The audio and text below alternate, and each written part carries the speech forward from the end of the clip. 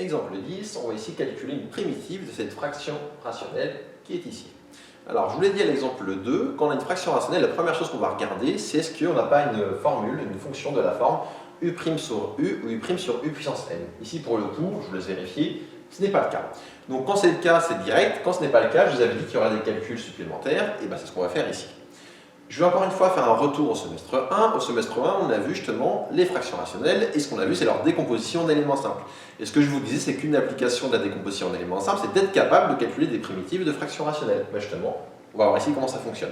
Donc là, comme ce n'est pas de la forme u' sur u ou u' sur u puissance n, première chose, je vais d'abord décomposer cette fraction en éléments simples. Je vous rappelle, pour décomposer en éléments simples, il faut d'abord chercher les pôles. Donc pour trouver les pôles, il faut regarder où est-ce que le dénominateur s'annule.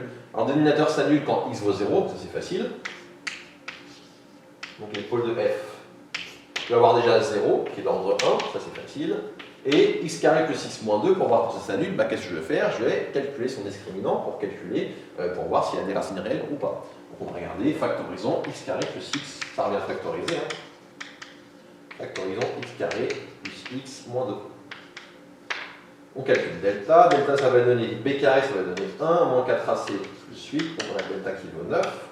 On a donc deux racines, x1 et x2, qui valent moins b, c'est-à-dire moins 1, plus ou moins racine de 9, c'est-à-dire 3 sur 2.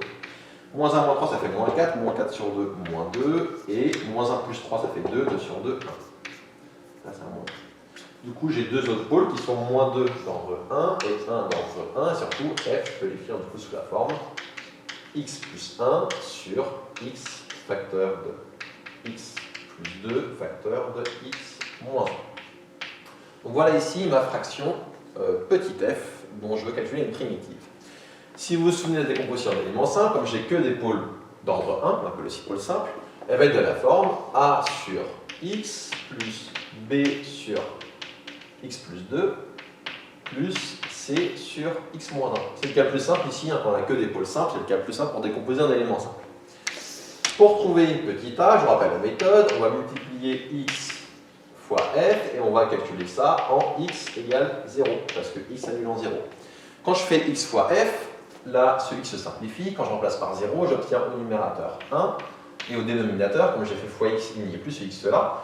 0 plus 2, ça fait 2, fois 0 moins 1, 2 fois moins 1, ça fait moins 2. Donc on trouve ici moins 1 demi.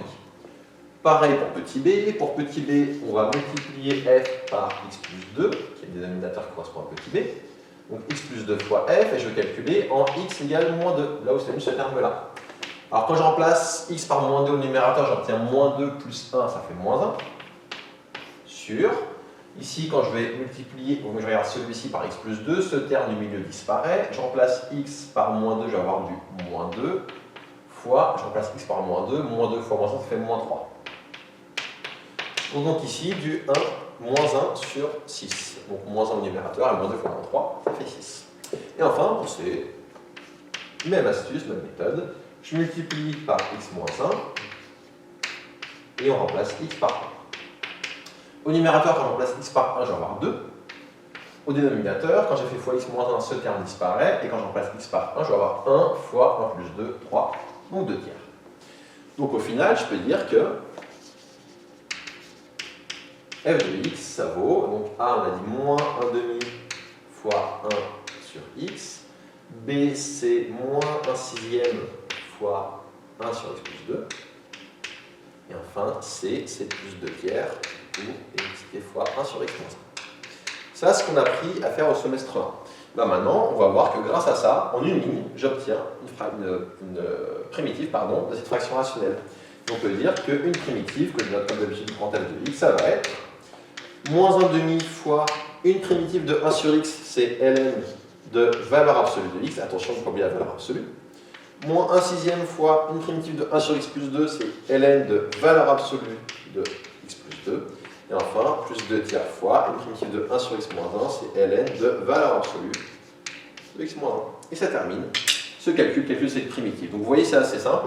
Quand la décomposition d'éléments simples est rapide, une fois qu'on l'a obtenu, calculer la primitive, surtout quand on n'a que des pôles simples, c'est vraiment très simple et très rapide. Ça termine donc ici cet exemple.